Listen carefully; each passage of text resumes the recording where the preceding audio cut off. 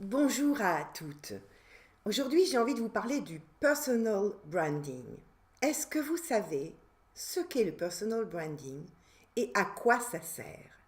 Je suis Edith Lassia, la coach des femmes solaires, et j'ai créé ma marque sur le web. Je fais donc partie des leaders du web. Je viens du marketing, où j'ai passé 20 ans en tant que directeur marketing. J'ai été dans des grandes sociétés comme Cartier, Saint-Laurent.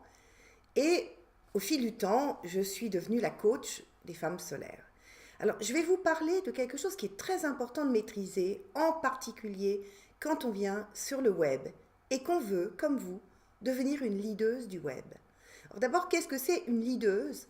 C'est quelqu'un qui a trouvé son univers de référence, sa marque, sa patte, et qui a pris une vraie place. Ça ne se fait pas en un jour, bien sûr. Alors, je vais vous donner quelques clés importantes pour que vous puissiez, à votre tour, construire tout l'édifice qui va faire de vous une leaduse du web. Alors, d'abord, revenons un petit peu sur la notion de personal branding. Branding, c'est la marque personnelle. Une des grandes différences entre le web et le offline, le non-web, c'est que l'identification du projet que l'on porte à soi-même est très important. On se montre dans des vidéos comme moi maintenant, on se montre sur le site web, on se montre dans des webinaires, on se montre dans des conférences. Donc en permanence, on se met en avant. Dans une société standard, le patron n'a pas forcément besoin de se mettre en avant. On peut avoir de très belles marques sans connaître la personne qui est derrière. Mais sur le web, la particularité, c'est que ce que nous sommes, ce que nous émanons est très important. C'est un facteur déterminant. Et c'est pour ça que je dis souvent que sur le web, nous sommes notre marque. Nous sommes le premier facteur de succès de notre marque. Alors, le personal branding, c'est d'abord savoir mettre en valeur et sa personnalité et son expertise. C'est donc se mettre en avant. C'est afin de créer une image cohérente, lisible, claire et surtout pérenne. Parce que l'adéquation entre qui nous sommes et le marché que petit à petit nous créons avec nos services va devenir un bloc très important. Donc ça va nous assurer une pérennité. Ce que nous représentons en tant que personne repose aussi beaucoup sur nous. Et c'est là où je vais vous proposer de réfléchir à plusieurs clés. La première clé pour réussir un personal branding, c'est d'abord de reconnaître et d'être capable de déployer ses qualités en tant que personne, ses qualités humaines, ses forces, son expertise. Et notre expertise, elle est à la fois dans ce que nous maîtrisons aujourd'hui, ce que nous savons maîtriser, mais parfois ce que nous ignorons maîtriser, parce que c'est devenu tellement naturel en nous qu'on ne se rend même plus compte que c'est une expertise. Quand je parle d'expertise, je ne parle pas que d'un métier. Je parle de connaissances applicables à d'autres sur des sujets. Je vais vous donner un exemple. Un ami est venu ce week-end, il voit notre parc, il voit les arbres, des arbres malades, et tout de suite, il me dit, un tel à la cochenille, il faut traiter avec du savon noir, un autre à ça, il faut que tu coupes. Je dis, mais tu as une sacrée expertise. Ben, non, c'est normal, je jardine. Imaginez qu'ils veulent en faire quelque chose d'autre que juste aller chez ses copains et leur filer un coup de main. Il a une véritable expertise, mais il n'en est pas conscient. C'est pour ça que le sujet de l'expertise est très important. C'est réfléchir à ce qui peut être une expertise chez vous. Ensuite, il y a vos spécificités. Qui vous êtes, vous, en tant que personne, ce qui vous caractérise, ce qui vous différencie de Julie, de Paula, de Nathalie. Vous êtes unique. Ensuite, il y a votre image. Alors, votre image, c'est ce que, je dirais, naturellement vous émanez. C'est-à-dire ce que vous envoyez au monde, que vous ne voyez pas forcément de vous, mais qu'il vous renvoie et que parfois vous avez du mal à accepter.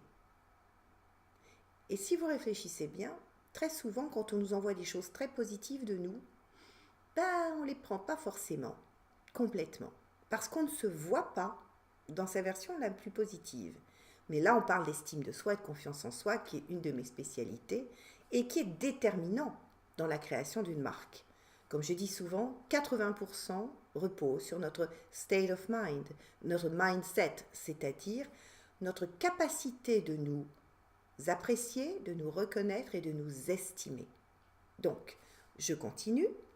Il y a ce que l'on émane, qui est donc lié à l'image, l'énergie que l'on a, que l'on va, je dirais, transmettre aux autres, la forme de contagion qu'on a. Il y a aussi nos vulnérabilités, parce que nos vulnérabilités sont quelque chose à la fois de très utile positivement, parce que c'est notre empathie, notre sensibilité, notre capacité d'écoute, mais ça peut aussi être un énorme frein si on n'en est pas conscient et qu'on les laisse piloter. Par exemple, le syndrome de l'imposteur, c'est une vulnérabilité, mais si on ne l'a pas dépisté, il peut nous bloquer complètement.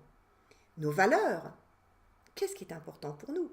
Nos valeurs vont créer une connexion très forte avec nos clients parce que justement, les valeurs, c'est le sens qu'ils vont donner à leur vie, à ce qu'ils font, donc à ce qu'ils achètent, ce sur quoi ils investissent. Les valeurs sont très importantes. Notre histoire, c'est le terreau de nos transformations, c'est notre vécu, c'est tout ce qui fait que nous sommes qui nous sommes. Alors, une fois qu'on a bien compris et reconnu et commencé à déployer ces ingrédients, il est important de penser à un bon storytelling. Qu'est-ce que c'est que le storytelling? C'est l'art de raconter une histoire. Une histoire, c'est notre histoire. C'est ce qu'on a vécu, les épreuves qu'on a traversées, la façon dont on les a traversées, ce qu'on a transformé de l'épreuve et de nous-mêmes, et comment on a réussi à gagner en grandeur, en résolution, la transformation et le succès. Dans cette histoire, il y a un gisement d'enseignement qui est très important dans nos projets.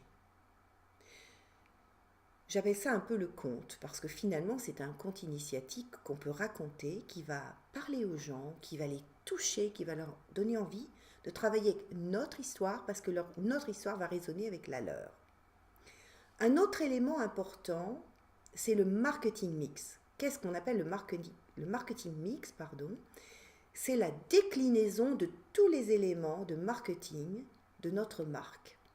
Alors là, c'est très vaste. Ça va de notre site web, nos cartes de visite, nos flyers, nos packages, nos produits, la façon dont on va les dessiner, designer, nos programmes, la façon dont on va les mettre en lumière, notre newsletter, notre page de vente. En fait, c'est tout ce qui nous représente aux yeux de l'extérieur et de nos clients ou nos partenaires. Et ça demande une grande cohérence dans les couleurs, les choix des typos, le type des images. C'est un positionnement qui va nous donner une valeur. On peut se positionner avec des prix qui vont être d'une échelle, par exemple, de 10 euros à 10 000 euros, et on ne va pas dégager la même image. Et ça doit être en cohérence profonde avec qui nous sommes, ce que nous estimons pouvoir porter, et ça va évoluer avec le temps, avec notre clientèle qui va elle-même évoluer avec nous-mêmes, et avec ce que nous produisons comme service. Et pour terminer un personal branding efficace, il faut un bon pitch. Moi, par exemple, je suis la coach des femmes solaires. J'aide les femmes entrepreneuses à trouver leur rayonnement pour créer une marque pérenne, visible et désirable.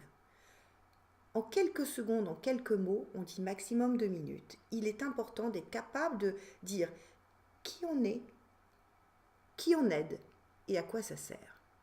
Donc, on l'appelle d'ailleurs l'elevator speech, c'est-à-dire le pitch d'ascenseur, parce qu'on dit, vous avez 2 minutes, vous êtes coincé avec un grand patron, avec quelqu'un que vous avez absolument envie de séduire, je dirais, et vous avez 2 minutes pour lui dire quelque chose qui fait qu'il se souviendra de vous et il saura vous mettre dans la bonne case. Cette femme-là, elle m'a parlé de ça, et elle est utile dans cette zone-là. Elle peut rendre tel service. Et en plus, waouh, elle était claire. L'elevator speech. Alors voilà cet article que je vous ai préparé pour les leaders du web et déployé en dessous de la vidéo. Vous allez pouvoir aller plus loin dans les détails. Mais ce que je vous recommande aujourd'hui déjà, c'est de me retrouver sur mon site, le happylifelab.com, dont les coordonnées sont à côté, d'aller voir d'autres articles sur le personal branding et sur tout ce qui nous rend, qui permet de donner à notre marque une vraie puissance, puis de me rejoindre dans les programmes que je construis pour vous aider. Parce qu'en effet, pour clôturer, je dirais qu'une des clés de tout ça, pour avoir un bon personal branding, puisqu'on parle de soi et de se mettre en avant, c'est une sécurité intérieure.